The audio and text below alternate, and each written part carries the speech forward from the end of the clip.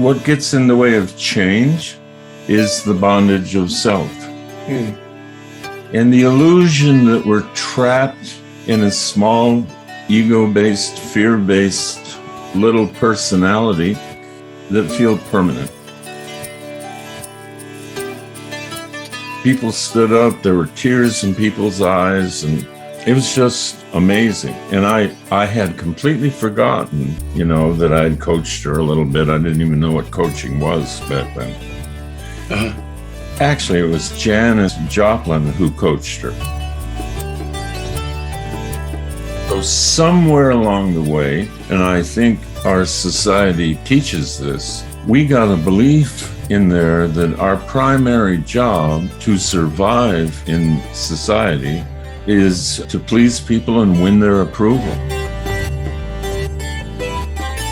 I was automatically believing every thought that had me be timid or scared or nervous or fearful. And my work began in my recovery from addiction. That's where I saw such amazing changes. Hello, Steve. Hi, Paul. Hey, good to see you. Good to see you. I'd like to start with the third step prayer. Are you up for that? Oh, absolutely. Cool. So, God, I offer myself to thee. Build with me and do with me as thou wilt. Lead me from bondage of self, that I may better do thy will. Take away my difficulties, that victory over them may bear witness to those I would help of thy power, thy love, and thy way of life. May I do thy will always. Amen. Amen. So, shall we jump in? Sure.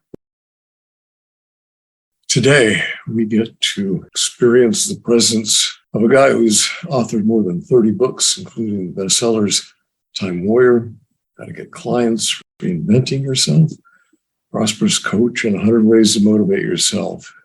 He's the founder and primary teacher at the internationally celebrated Coaching Prosperity School. He has degrees from the University of Arizona in English and Political Science, a degree in Russian from the Defense Language Institute, and an honorary degree from the University of Santa Monica in spiritual psychology. He's just published a new book, The Very Best of Steve Chandler.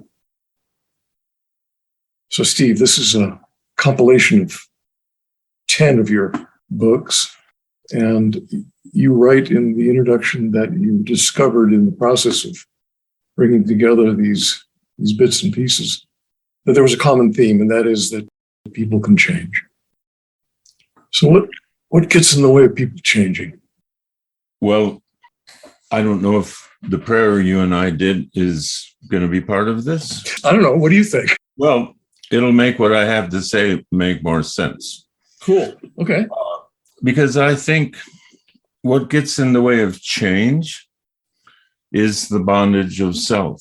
And the illusion that we're trapped in a small, ego-based, fear-based little personality, and that our behavior, rather than caused by habit and repetition, is caused by certain parts of our identity that feel permanent, but aren't. So I grew up thinking you were pretty fully formed personality-wise by, some people said, the age of 7 or the age of 5 or by the age of 12 before you go into adolescence. And you're kind of stuck with it. And it makes individuals like I was very discouraged about ever having a great life, given, quote, what I'm like. And so as I looked back, and I chose, along with my editor, little bits from the various books that I think would be most helpful to the reader, have the most impact. I really saw the common theme was change. People are afraid to change. People are unaware of profound change that can occur in someone's life, just unaware. At the end of that introductory chapter, you write about your coach, Steve Hardison. You say, Hardison was a master at connecting me and all of his clients to the divine creativity that lives in all of us. Anytime he led me to the brink of another major change in who I was being in the world, then I shared my fears, he would point to his head and he'd say, it looks harder up here than it really is out there. In other words, we get scared by what we think, not by what we do. He was right. Yeah. It wasn't easy finding out because I was automatically believing every thought that had me be timid or scared or nervous or fearful, discouraged.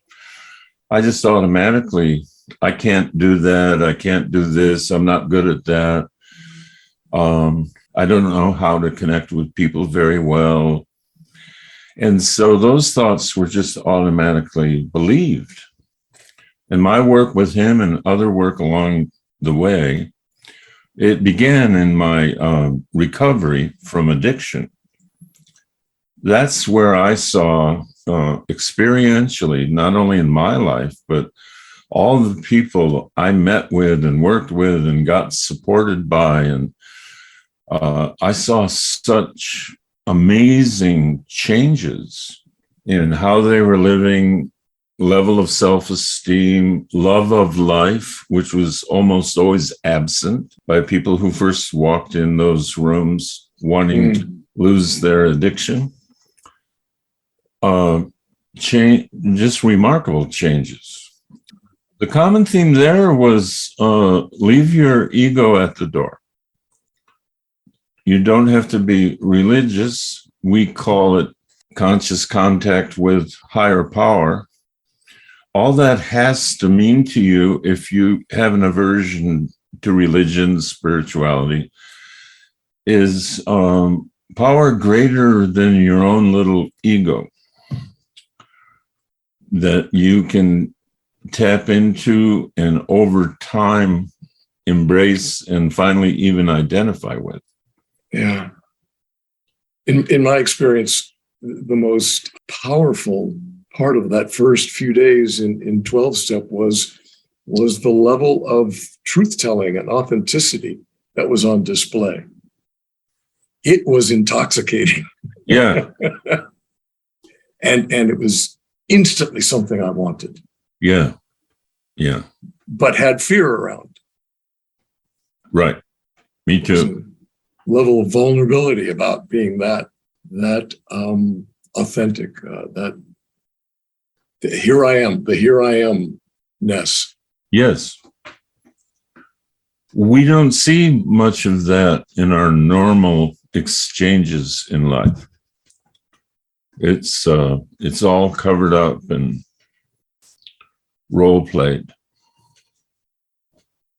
You think that's why we value experiencing artists who go there? Yes. That's one of the main attractions. That I really saw it through art and music more profoundly than I saw it in spirituality and philosophy at the beginning. And then later I warmed up to spiritual teachers. But at the beginning, people like Bob Dylan coming out during the civil rights era and putting the objection to racism and prejudice in the most powerfully beautiful poetic language, that lines that people just couldn't forget. And blowing in the wind and times are changing and songs like that just woke people up by their power and beauty. So you have a beautiful story in here about your daughter and her wanting to sing something for a school presentation of some sort. And you're coaching her. Can you tell that story? It's such a beautiful story. Yeah, both my daughters had talent shows coming up. one of them had a vocal part in the group. That was Margie, and Stephanie had an entire solo of her own of a Mariah Carey song. And they were rehearsing them around the house. And they would say, Dad, Stephanie would say, what do you think? And she would sing it. And it would be sweet. And she had a pretty voice. And she'd be on the notes. And it was, yeah, it's good. But it was lacking enthusiasm. It was lacking heart. And so I wondered, what can I do? I don't want to just tell her. She doesn't want to hear from her father. Sing with more heart if you can. She probably wouldn't know what I meant. Yeah. So I showed her a clip of Janis Joplin at the Monterey Pop Festival. It was a festival that I myself had attended. I was in the Army in Monterey at the time that festival went on. And Janis sang Ball and Chain. It's a famous moment in the history of concerts. You can see it on YouTube. And it is so unbound and free. Yeah. And there is no self-consciousness in Janet. The song is just coming through her to the world in this unedited, but at the same time, musically great performance. So I put it up on the screen and turned it up. I said, now look at this and see how she's doing her song. And so Stephanie watched it a few times. She was really mesmerized. And she rehearsed again and again. And I kind of forgot about it. And we went to the talent show at the junior high school. And Stephanie was up there. And she started to sing the song. And it was nice. It was like she rehearsed it at the beginning. Everyone was thinking, oh, how sweet. That's a nice little song. And all of a sudden, she stomped her foot, which was a real Janis move, and just became someone else on the spot. That song started coming out with just this total abandon and high volume, and the people in the crowd were like, whoa. And when she finished, people stood up. There were tears in people's eyes, and it was just amazing. And I had completely forgotten, that I had coached her a little bit. I didn't even know what coaching was back then. Uh-huh. But actually, it was Janis Joplin who coached her. Show someone an example rather than telling them what to do. Right. But anyway, it was an amazing moment. Unforgettable. And you called it ownership spirit. Yeah, there's owning your own spirit, not having, I'm in low spirits because something's, some situation, or I'm in pretty good spirits because some situation outside of me, or some people are treating me a certain way. It was just, no, I own it. It's all mine. It has nothing to do with anything around me. Right. And I just saw that, boy, she owned it. And so I called it ownership spirit. So you write in that chapter, you just finished watching Janis Joplin. While I was putting the tape away, I told Stephanie, there are times in life when you have a chance to really go for it. Which in my coaching experience, wanting to go for it is what often brings people in. Yeah. I want to go for something. Yeah. But I'm scared. Right. I'm in fear. Comes back to thoughts. What am I thinking? Right. Exactly. What am I thinking about what other people will think? Right. Right. So somewhere along the way, And I think our society teaches this. We got a belief in there that our primary job to survive in society is to please people and win their approval. You know, parents in a grocery store will say, "You were really good in the grocery store today," by which they mean you were passive. You didn't. You were like a little zombie. You didn't embarrass me. They don't mean you were courageous. You were compassionate. You were fully alive. No, they mean you didn't embarrass me. You collapsed inside yourself like a little robot child, and that's what you have to learn to do. And that's called good, being good. What a good boy you were. Yes, yeah. My mother used to tell me how nice I was. Yeah. Growing up and cooperative. I bet you probably were. I'm sure I was. I know I was. You learned. Yeah. It then became something that I had to scrutinize as an adult and figure out where it was getting in the way. Yeah. Where it was holding me back. You quote George Pransky at one point here in chapter 80. By the way, for those watching, this book consists of 180 chapters. Most of them are a page or two. And this book, like essentially all of your books that I've experienced so far, can open up anywhere and get a nugget of joy and wisdom. And so in chapter 80, looking for love in all the wrong places, you quote George Pransky. Said, when anyone has even the slightest inkling of an understanding of the role of thought in creating perception, as soon as you begin to understand that, it has a calming effect. Yeah. Which then opens you up to a life of more options and more possibilities. We normally assume, as I did for decades, that thought is truth. Most thoughts arise from the ego, which is a illusory, fear-based belief of who I am. I am this little personality trapped in a little brain. This is bad news. I'll never get through this.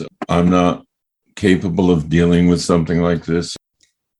So you get into fatalism, pessimism, nihilism, and you see it even in really high IQ psychologists, philosophers, political writers, just the premise of pessimism.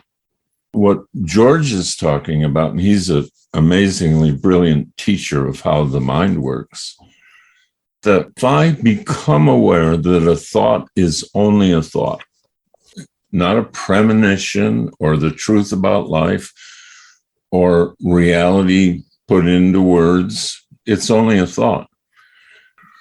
Yeah, something that I'm particularly struggling with nowadays is wanting to stay informed about what's happening in this country, but recognizing that so much of it is like a big magnet toward pessimism and a future of catastrophe. And I have to consciously every day make choices about what am I going to bathe in.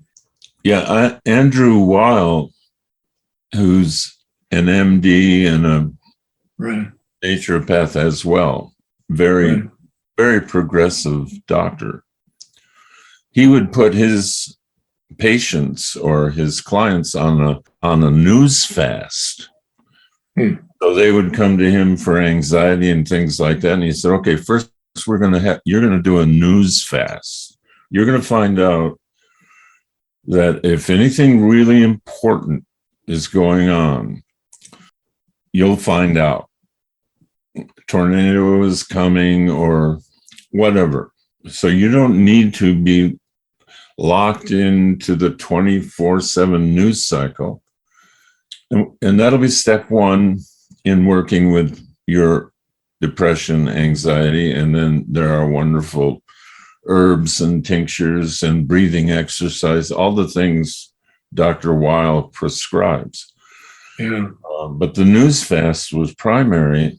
And I used to work in journalism, and I saw firsthand that if a story wasn't alarming, we couldn't run with it. There was no real interest. But we were searching around, and somebody would yell across the room. This is the old days of newspapers and things coming over the wire, ticker tape. Yeah. Oh, there's a serial killer loose in California, and he's just claimed his 11th victim, and he's taunting the newspaper. I remember hearing the editors yelling, "We got some," and everybody's happy, like, "Oh boy, that's page one." Yeah. But that'll sell papers. Yeah. And even media, the ratings go up when there's something alarming to report. And when there isn't something alarming to report or something negative, something you need to be careful about or need to be afraid of, ratings go down.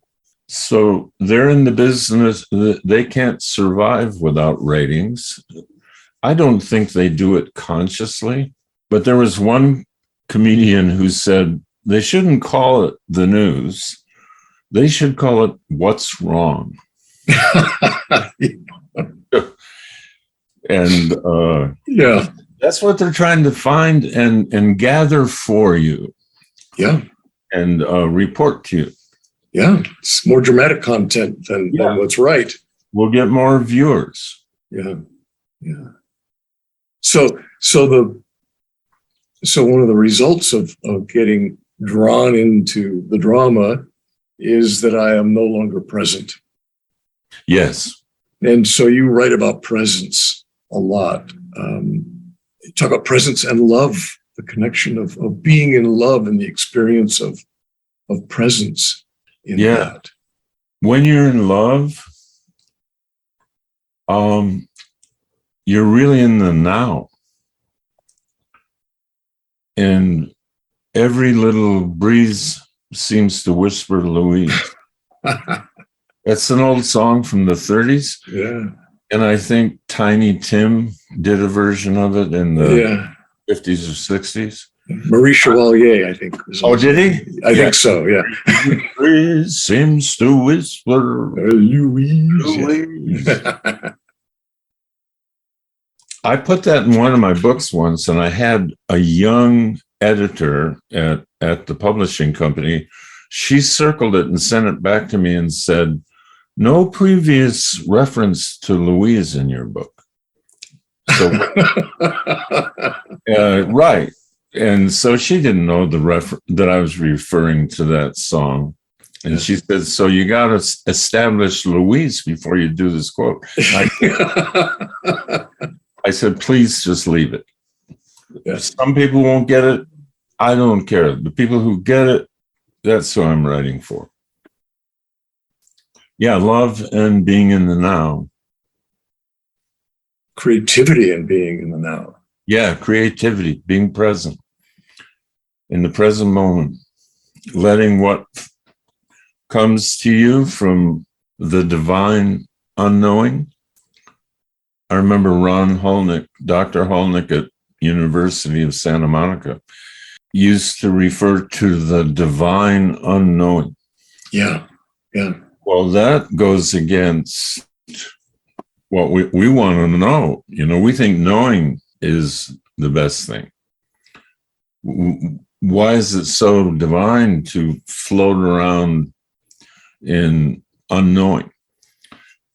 But creative people say that's when they get their best ideas. Comes out of nowhere. Bob Dylan was interviewed once. He was talking about, I don't know where some of those songs came from. Ed Bradley was interviewing him. He said, "How do you think of all those colorful metaphors and images?" And he said, I have no idea where that came from. I sat down to the typewriter and just fell in to the divine unknowing. My hands started moving. So there's intelligence that's higher and more complex and beautiful than what we think of as our intellect. We just don't know it. We think the intellect, the left brain figuring stuff out is the ultimate. So if I'm not using my brain, if I'm not analyzing and understanding what the heck is going on, if I'm in this place of divine unknowing, how do I remain feeling okay about it? What do I hang on to? Well, through practice and trust, when you're really relaxed into the present moment, there's McCartney's song, "Oh, that magic feeling, nowhere to go, nothing to do." And when you're truly there, you're not worried about how you're feeling. It's true. That's a separate activity of the brain. It's an ultimate experience of presence. Yeah, that's right. It's a full experience. And you're familiar with that. I see, all the creative things you do. I see that keyboard there. And yeah. Sometimes when you're stuck, something just comes. It does. And it's only a problem when that other voice speaks up. Yeah. And judges it as wrong. Yeah. Are you sure you want to put the paint there? Yes, exactly. Or Jesus Christ, this is really taking a long time to come up with a melody. And I've gotten into the habit at this point of saying to that voice, look, I'm in a relationship with something else. So if you have an issue, take it up with my muse. Yeah, right. Yeah. That's a beautiful example of learning not to take thought seriously. Yeah. I guess what I was fishing after was this concept of faith. The sense of faith that it's okay to be in the divine unknowing. It's okay not knowing what the future holds for me.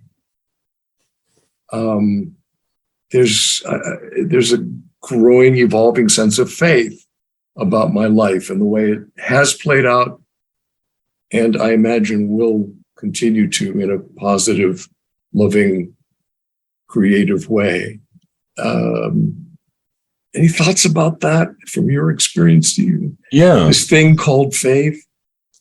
Are you talking about it as if everything is preordained and we don't have any part of how the dance is going to go? Not necessarily preordained, but it's going to work out okay. Oh, yeah. And the only way to ever see that is to be willing to look at your own experience. Right. Is it not true that many of, if not most, with me, all of the toughest, worst, most either tragic or problematic things turned out in the long run to be beneficial? Right. And were never as bad as I imagined they would be, ever. Yeah. And I always had capabilities that I didn't even know I had that rose to the occasion one way or another. So if that keeps happening, I'm going to trust that this current problem, I want to look for, this could be a positively life-changing event. Yeah, an opportunity. Yeah, exactly. It could be. It's hard to see it that way. Yeah. Like I have clients who go through divorce and they're talking about this upcoming divorce, and I've got a bitter divorce coming up. contentious, all of that. And so my work is to help them see what if you played a part to the best of your skill and creativity, and having this divorce not be so bitter, have it be based on love, collaboration, agreement, moving forward with our lives, forgiveness, so that all people concerned, especially if there are children concerned, are not scared out of their wits by how freaked out the adults are getting over this, how angry, how vengeful, how unmoored and lost these formerly reliable adults who were my source of strength and role model are just freaking out. Yeah. So it becomes over time a trust built on experience, not built on fervent hoping. Comes back to this word acceptance. Yeah. Which I looked up finally, and the definition is just so rich. It's the action of consenting to receive. Yeah. In other words, you're doing something, and there may be something you're going to get out of this. That's right. If you make the choice to say, okay, this has happened. Let's see what's next. Yeah. You had a life-changing experience in becoming a solo dad to your kids. Yeah. Every time I think about that, oh my God. Ah. Oh, how challenging that must have felt at the time. Fortunately, at the time, I had been through recovery. So I had a spiritual program in my life. I had 4 children. Their mother was institutionalized with a brain disorder. And okay, it's me and the 4 kids. Let's go. And when I talk about the situation, most people, wow, what a wonderful person, what a heroic dad, you raised those kids on your own. But at the time, it didn't feel like an overwhelming, it actually felt like an adventure. Now, it was very challenging. I don't want to say it was a piece of cake. It was like having the Nelson Boys or Leave It to Beaver family or something. It was not like that at all. It was not a sitcom. No. Well, yeah. It might be today's sitcom. It was like Animal House. But it was challenging. But my kids rose to the occasion. And again, it was a little bit like with Janis Joplin. They were watching a movie that they loved and I loved it. You know how kids like to watch a movie over and over. Over and over, yeah. They were watching Meatballs with Bill Murray. Yeah. And so in the movie, Bill Murray is the camp counselor for all these poor, disadvantaged, ragtag kids. And across the lake were all the rich kids. And they were big and strong, and they had this Olympics between the 2 camps with all these little events, the 3-legged race, the egg toss, the running races and all that. And at halftime, Bill's camp was way behind. And he gave this pep talk called It Just Doesn't Matter. And he said, listen, here's what you got to get. They've got all the money. They've got every advantage in the world. They are winning by an insurmountable amount. But the thing you're not seeing, because I can see how down you look, it just doesn't matter. And so he started screaming, it just doesn't matter. And then pretty soon all the kids were yelling, it just doesn't matter.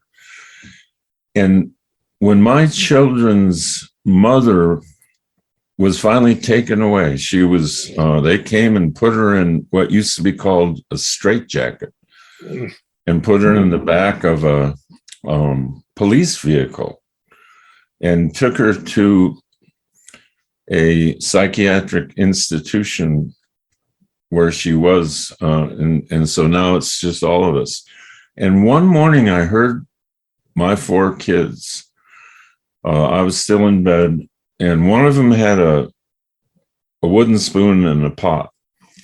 And they were marching. We had this house in Tucson that was 1 story, and it was really long. And they were marching all around the house. And one of the kids would yell out, "We don't have a mother anymore." No, and the others would say, "No, we've lost our mother, but it just doesn't matter." And they would just say, "It just doesn't matter." And then the line I always remembered was, "We like our dad, but he doesn't know what he's doing."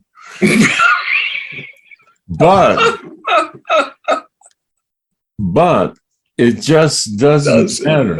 It just doesn't matter. And they were just cheerful. They were just like, "Hey, come on." They had gotten so much from that movie, and they were right. It didn't matter. They're all grown up. They're grown now. All the children are grown, and they have so many fond memories of just how awkward that was, the mistakes I made, the meals I tried to cook. Yeah. And all that stuff. And they just love talking about it.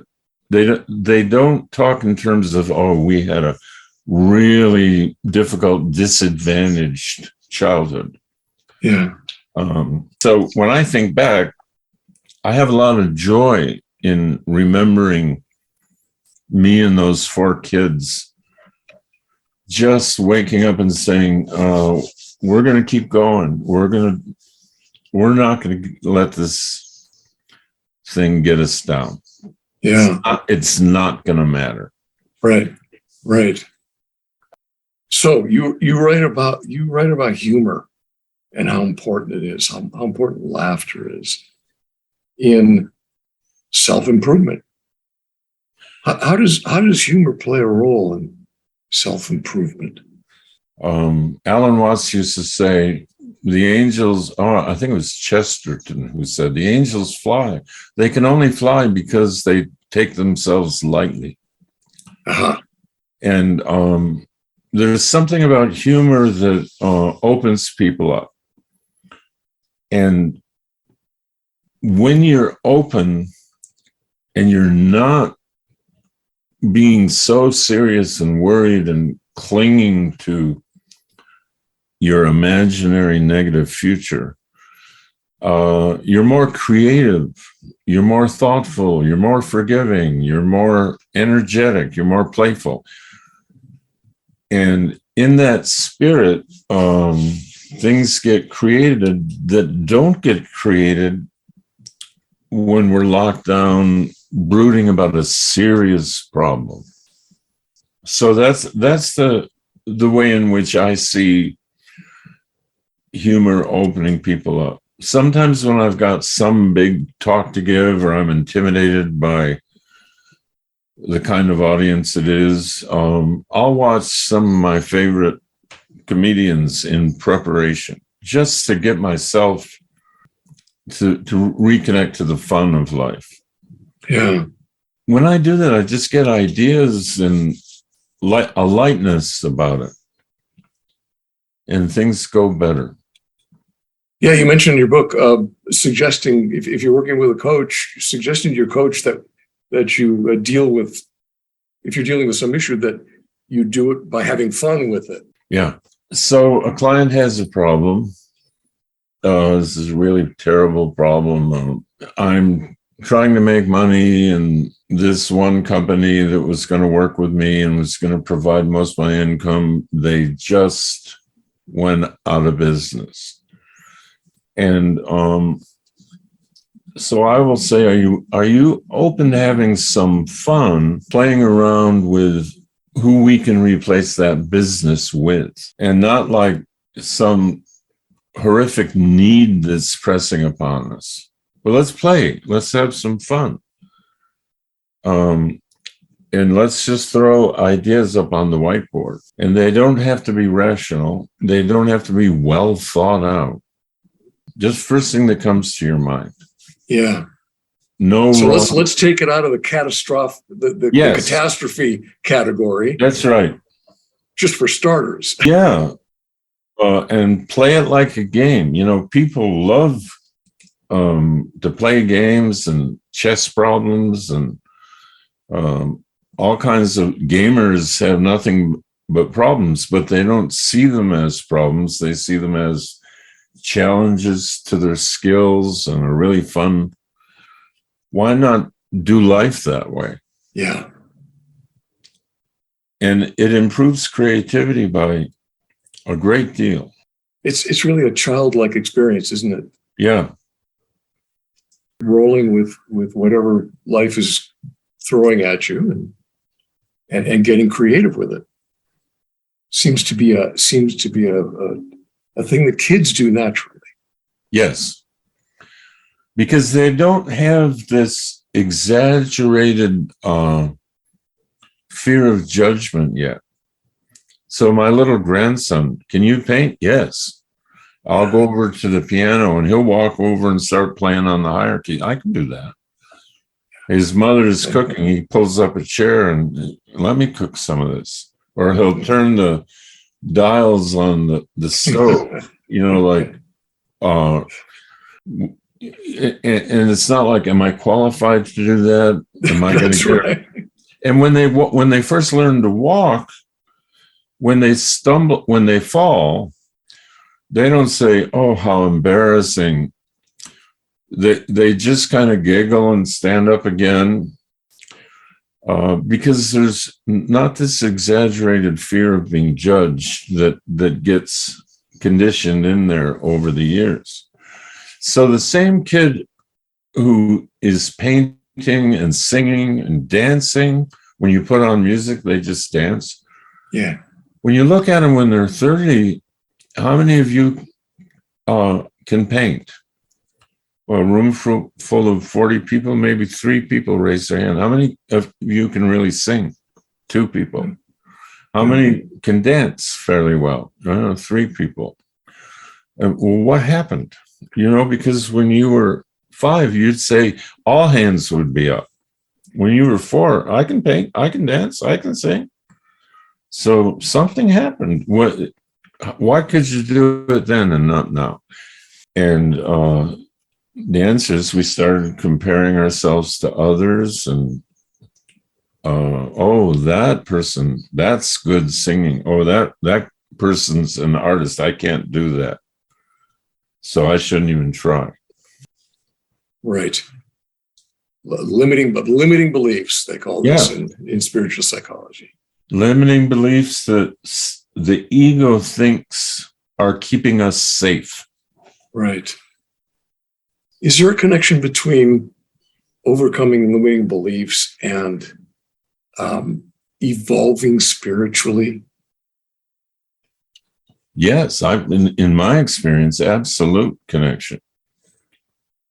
Because limiting beliefs are ego thoughts based on my personality and my wanting to succeed and achieve in the material world and win praise and approval and validation from other human beings. And so limiting beliefs, I better not try that. I better not speak up at this meeting. I better not go for that position in the company. I better not sing at a gathering. Those limiting beliefs are all created in ego defense. As someone's spiritual path evolves, beliefs and thoughts that are egoic and place other human beings' opinions as the highest power in the universe all that becomes nonsense. All that becomes, that's not significant anymore. And what's really significant is the big picture, which is spiritual path gets you more and more acquainted with and into and experiencing, and then you start coming from more of that. And the limiting beliefs, when they're identified by yourself or your coach or your spiritual teacher or your therapist or your friend, they look ridiculous when you look at them. And so, yes, the spiritual path and the limiting beliefs, they're very related to each other, I think. Yeah. And is it your experience that you've had to walk toward fear in order to overcome, recognize, heal these limiting beliefs? That it's a process of, okay, I'm afraid of that. That's an indicator of where I have to go. Yeah, there are occasions when I'm not really walking toward, that's a neutral thing out there. Like when I had to give my first talks, I had horrible stage fright, crippling stage fright. I would lose my ability to breathe properly. My hands were shaking. I couldn't think of what I was going to say. So, but the fear wasn't there on the stage. The fear was inside me. Yeah. So there have been times when I had to do something, even though I was carrying fear inside me. And if you do that enough times, you really realize fear's not the end of the world. And if you don't run from it or over resist it, try to fight, get it out of your system before you do anything, it'll dissipate on its own. So fear isn't something to worry about like I thought it was. I thought it was the biggest problem in my whole life. And it turned out to be, over time, kind of a non-issue. Fascinating. So who's inspiring you these days?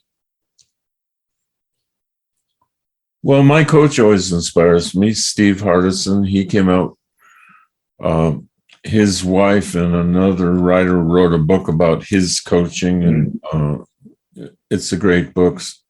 So he's the ultimate coach is called the ultimate coach. Yeah, the ultimate coach.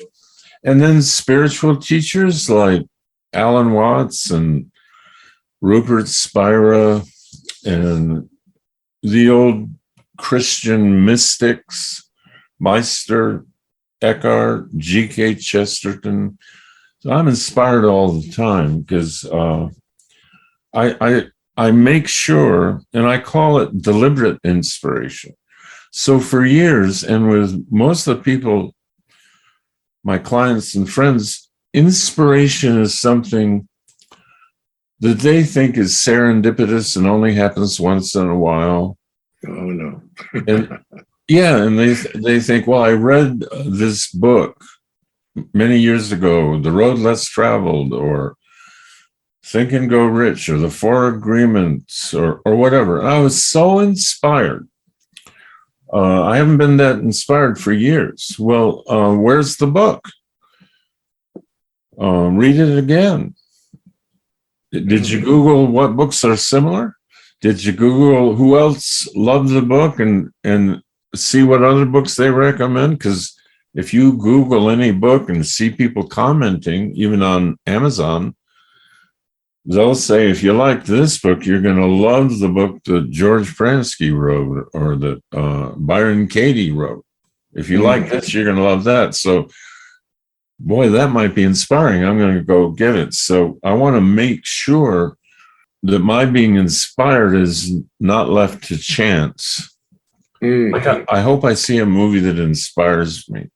I hope another Rocky comes along or another Moulin Rouge or something that I really got. I hope it comes along. I haven't seen one in 10 years. Go watch the movie again. Let it be part of your life. You're not at the mercy of chance when it comes to inspiration. Now, Paul, I say these things as if they ought to be obvious to everybody and that they're so obvious to me, but for decades and decades, I was the poster child for being ignorant of the things I see or write about today. I was more ignorant, more lost, more fear-based than anybody I work with. So that gives, people come to me with their dire circumstances and their low self-esteem, and I'm just thinking, that's nothing. That's nothing. Let's go to work. I can testify that one of the most beautiful things about you is your authenticity and your vulnerability and your heart and your willingness to tell your story, and as you have in this last hour, and it's so much part of your power. So thank you for being one of my teachers. Thank you for inspiring me, Steve. You're very welcome. I'm inspired by you and the work you do as well. So I'm very honored to have been in this conversation today. Thank you. For the people watching, get this book, The Very Best of Steve Chandler. It is inspiring. Thank you. Bless you. Be well, my friend. You too.